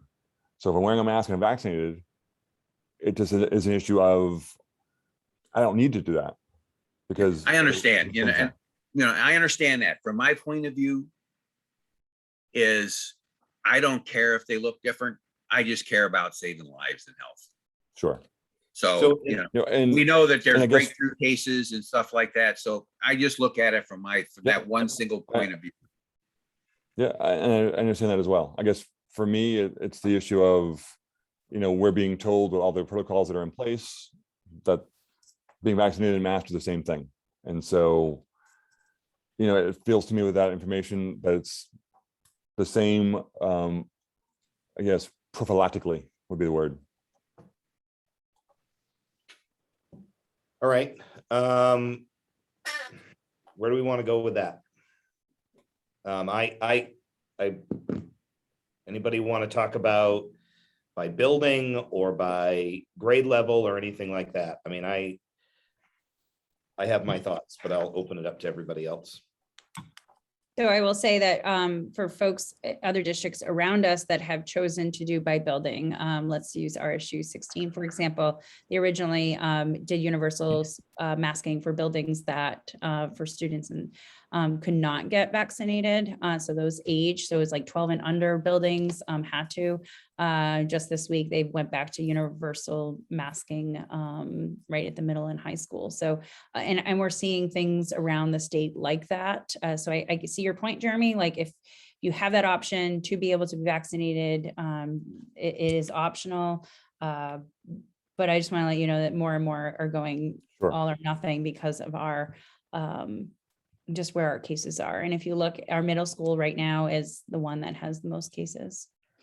And I don't know how we do this with fifth grade not being able to get the vaccine. Sixth year we possibly get the vaccine depending on their age, making sure they're old enough. I think for me it'd be all or nothing. And definitely at the primary school, obviously. Okay. All right, let's do this. Marco. Yes, I'm for universal masking to be discussed at the board level, or at least it's a recommendation. I would also like them to consider then what school day, is interpreted as, just for after school activities and such. Okay. Bob, you gave your vote. Will? So I'm going to take a second. I've evolved a little bit in my feelings regarding this with this group. And last time we talked about it, I said I was leaning against it and said, I didn't in favor of it, in part because I wanted to see what some of the community data was, where were vaccination levels, where was staff, and I support it now. I definitely support the board at least reviewing it. And it's hard, obviously, from where I sit to kind of know all the nuances of all the things that go into it and everything that you all have to consider and the board has to consider. I am extremely disappointed in the vaccination levels by the staff in RSU 4 and their failure to be vaccinated at high levels, even those levels consistent with the state averages, county averages, as of that snapshot in time. And I realize it's just a snapshot in time. But the hesitation, whatever the reasons for staff at the younger schools to be vaccinated, is in part playing in my decision, my feelings for universal masking. I hope that if the board goes this route and or considers pool testing, that over time we'll get more data and more understanding as to what the levels are. So maybe we can revisit. Again, I feel like this is a snapshot in time and the right decision for today. But I know this group and know the board. I also know that this isn't the final be all, right? We can revisit this at a point later in time. And so I support it today based on what we know today. Jeremy? I certainly support the board discussing it. You know, again, I'd like to see some nuance in whatever the final result is, but I do understand it's easier not to, and so that's probably unlikely. Okay, Jamie? Two quick things. One is, if I do support universal masking, if we go to that, if that is approved, just some clarification on updates with, face shields. Last year, we had a bunch of kiddos and staff with them, and then we had to go away because of changes from CDC. So I'd want to make sure that was clearly written for families and gators as well, if we go to that, to universal masking. And, Will, your comment about the vaccine status, I don't have access directly to staff vaccination rates because of HIPAA and whatnot, but when we've done quarantines, that is a question we have to ask, as you saw a minute ago with Kathy's kind of flow chart on what happens. Those rates I don't believe are accurate at all. And I can't tell you what they really are, but I think part of it is just the timing with that first survey when we're in the buildings 12 or 13 hours a day, and then you go home and work a little more. I will be honest, I've been vaccinated since the very first second. I have type 1 diabetes. The second I could go get vaccinated, I didn't fill out Andy's survey till I think a week after he updated the percentage. So that will be much more, I will remind my staff a million times. I know that, like, based on me surveying staff when I need to, that vaccination rate is not accurate. And unfortunately, the rule is Andy has to count you as unvaccinated if you don't answer the survey. So we will learn from time one, and I'm super curious to see how it looks. It's monthly, Andy, the survey? I will have to do it monthly. I will do it again probably in another 10 days or so. Yeah, so I am hoping that you see a good change in that, and we will be reminding people, and maybe I even give them a minute at the start of our PLG, so it's not something you have to remember to go dig for in your email. And I know that's the only way we can do it, but I'm guilty of making our number be lower myself, and I would bet money that there are others that are in the same place that I'm in. So we'll work on getting that much more clear moving forward at my level. And Will, I will share. And I appreciate that from both of you. And like I said, for me, when we meet this group, it's based on what I know today, based on a snapshot in time. And that's why I've personally evolved over time as we're all learning more. And quick story, I mean, 9 years ago when I was on the school board, the biggest health related thing that we dealt with was were bed bugs at Sabatis Primary School, right? And how we handled that evolved over the course of a week and a half, right, Bob? Well, I came on right after that. I still have PTSD from that.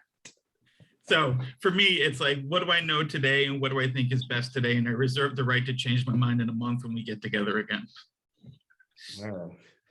And I will share with you, when I did the survey, I had 72 people not respond. So yeah. I think that could be different the next time around. So, Ben. On Good. board. Universal Okay. masking.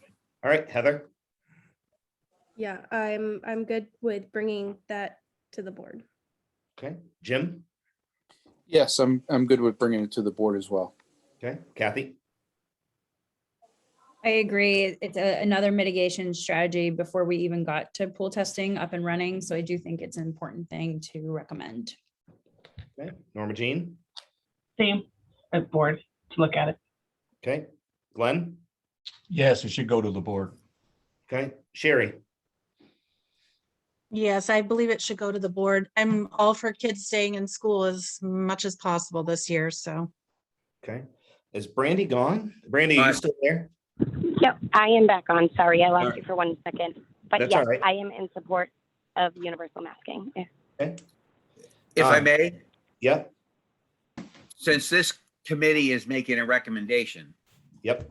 this issue is going to go before the board anyway as part of the CPT. Either that the CPT decided not to make a recommendation to change it or to go to it. So for all of those who said you think it should go to the board, I think it is more important that you either say you support the recommendation used for universal masking or not, because it's going to go to the board. So just saying I like it to go to the board is non-committal in what the recommendation would say, because I think we probably had maybe 5 people who said I think it should go to the board. that's almost half of us. So is there a real recommendation that for universal masking? So if those who gave their answer as think it should go to the board, I would like for them to be clear on whether or not they support this committee recommending universal masking or not. I can start with that. When I said go to the board, I was in favor of supporting that decision. Okay, who else? I'm also Yeah, in me- favor, I'm sorry. I'm also in favor of universal masking and feel that it definitely should go to the board as well. Okay. Yeah, I was one that said go to the board, and I am still a yes to support universal masking. Yes, me as well. I still support universal masking. Okay, and I think Sherry was, did you say it? Yeah, me as well. Yep. And I may have, what's that? I may have also. Yes, no, I think Again, you, I was sort of, yeah, my language is a little bit both. And again, I would just say that I would look for a school-based approach, since the high school has 72.4% of people reported as vaccinated, Yep. which is all people eligible. And we should probably note that in the recommended go forward, that was an idea that was brought up. The Thank you, board Bob. might think of it as well, but we want the board to get options and information so that they can make the best decision they can. Again, based upon today or next Wednesday, what it looks like. We can't look into the future. We can only look at the past and the present. and I just wanted to go back to Brandy. Brandy, you said you were in support of universal masking, correct? Correct. Okay, all right. So I will tell you where I fall now. So for me, I think you will all remember, if you go back and watch the minutes, I was not in favor of universal masking. If you watch the last meeting, we talked about this. When we put the mitigation plan, I was not. I felt like at the time we were in a place where the CDC was not, it was a recommended. Well, as we moved on, it's now strongly recommended. A couple of other things too, I think it's important to note and that I hadn't shared yet, was the fact that my email as of late has been inundated since we've started to have put kids on quarantine, and parents have found out that by wearing a mask, their students don't have to quarantine, can still come to school. I have received a significant amount of emails asking for the board to reconsider and go to universal masking. So I think that's important to note. I will tell you that I have totally flipped on this. I am now in favor of universal masking, and the reason being is I want kids in school. I want kids in school 5 days a week, as much as we can possibly have them. That is what is most important. I hear a lot about the social emotional toll on students, and they're not wrong. But what the social emotional toll on students is not from a mask. The social emotional toll on students, from my perspective, is the fact that they have to sit home and not see their friends, and not interact with the people who care about them, and not be able to see maybe their school counselor, or maybe their therapist, or their favorite teacher, and their friends, because that to me is what takes the emotional toll. So for me, I think to keep kids in school 100% of the time, or as much as possible, this is what we need to do. I really believe that. So anyway, that's that. So we'll be making this group will be making the recommendation to the board that we go with universal masking. I think that was pretty straightforward. All right, we have about 5 minutes left. What did we have left? Biden's plan. So I don't know if you all saw. I don't think we need to dig into this yet, because we really don't have any information. We did actually get some this morning. Oh, I haven't even looked yet. So, okay. So from Pender Macon, our commissioner, sent out a notification that they were meeting with OSHA and all of those other pieces, and school employees will be required to do vaccinations. They will have 30 days of release of the rule to get that process started. What that time frame looks like and what the details of the implementation, we do not know. So that is forthcoming, but school employees will be part of that as part of the Biden plan. Okay. Good to know. I had not seen that yet. The other to thing, clarify, oh, super- Heather, go sorry. ahead. So what you just said was at some point, it's going to be required that all staff are vaccinated, but we don't know what that some point is yet. Nope. That's what you. So when Biden did his speaking, it said about 75 days, but by the time it gets into rulemaking and goes through that process of like an emergency, there is legal pieces that they have to do in timeframes. So once the rulemaking is completed, there will be a 30 days that staff will have to do something as part of that ruling. Again, I don't know the time frame, and it says details of implementation are forthcoming, but that's at least something because it was last week that Biden mentioned that. Yeah. Can I ask one quick question? It's Brandy. Sure. Do you know or believe if there is another option? I'm just thinking staffing. If we have teachers that don't want to get vaccinated, will there be an option for like the daily testing or weekly testing, or is that not an option? I don't believe so. I believe it'll be a mandate, much like the healthcare. There might be a Okay. health exemption. That might be the only thing, but again, the details of implementation is super vague until the rulemaking comes out. Okay, thank you. Another thing on our list was vaccination clinics. Kathy, I believe the nurses are working on setting up a pop-up clinic with Midcoast. Yeah, so we've been in communication. It's been slow going because they're also short-staffed, and the details that it takes to do a pop-up clinic, it takes up a lot. So we'll certainly, with this rulemaking, that might make a change of when we actually do the clinic and offer those kind of things. But we are in workings with Midcoast to get something. Our folks are working on 12 and up for anyone that's eligible now. And then we've been instructed by the DOE to start thinking about that next tier of students that it's either 5 or 6 up to 11 for later on in the school year. So we are in communication with Midcoast to have that process for both as we need it. Okay. Did I miss anything? Jeremy? Just I guess a question, as we get more vaccinated and we do some of these things, is there a number that we're looking to reach for herd immunity for our own numbers to then change things again? 72% is a pretty great number for the high school, for instance. Yeah, I don't know. And I think I'm interested, I'm surprised. The data that I submitted was due 7 days ago, although apparently we got it in on like the 6th or the 7th, but apparently there were a lot of school districts that still hadn't done it on the 10th. So I think they're working through those. It'll be interesting to see what the DOE or DHHS says about our data, because if we're too low, and I'm talking to staff at this point, Sure. if we're too low, they will come in and try to help us create a plan to get to. I don't know what that looks like. I mean, part of me feels like it might be the old shame on the, the shaming thing. That won't work well. That doesn't work well. So I don't know. I have no idea. Well, and like herd immunity, Jeremy. So like pool testing, it's 30% that is a minimum in order for it to happen. 75% is really that magic number of getting like super effective. I think like 72 is great, but they're really looking for like in the 90s Sure. in order to really be that herd mentality. And I should say like 72%, I was surprised by. That's a pretty high number for what I expected it to be. Yep. Okay. Did I miss anything or anything else? Bob? No.